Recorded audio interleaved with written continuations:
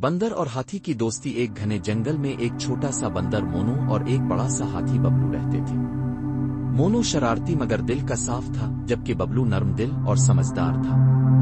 دونوں کی دوستی پورے جنگل میں مشہور تھی۔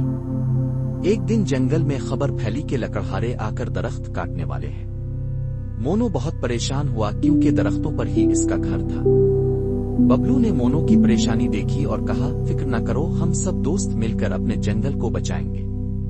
مونو نے بندروں، طوطوں، ہرنوں اور دوسرے جانوروں کو اکٹھا کیا۔ ببلو نے سب کو منصوبہ بتایا کہ لکڑہاروں کو پیار اور سمجھانے سے روکیں گے۔ جب لکڑہارے آئے تو سب جانوروں نے ایک ساتھ مل کر ان کے سامنے آ کر گانا گایا، یہ جنگل ہمارا گھر ہے، اس کو مت اجاڑو، ہم سب کے سپنے اس میں ہیں، اس کو مت بگڑو۔ لکڑہارے حیران ہو گئے۔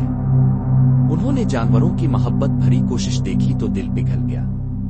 انہوں نے درخت کاٹنے کا ارادہ ترک کر دیا اور وعدہ کیا کہ اب وہ جنگل کی حفاظت کریں گے۔ مونو خوشی سے ببلو کے گلے لگ گیا اور کہا، دوستی میں طاقت ہوتی ہے۔ ببلو نے مسکرا کر کہا، جب ہم مل کر کام کرتے ہیں تو کچھ بھی ناممکن نہیں۔ اس دن کے بعد جنگل میں اور بھی خوشیاں آ گئیں اور سب دوستوں نے ایک دوسرے کا مزید خیال رکھنا سیکھا۔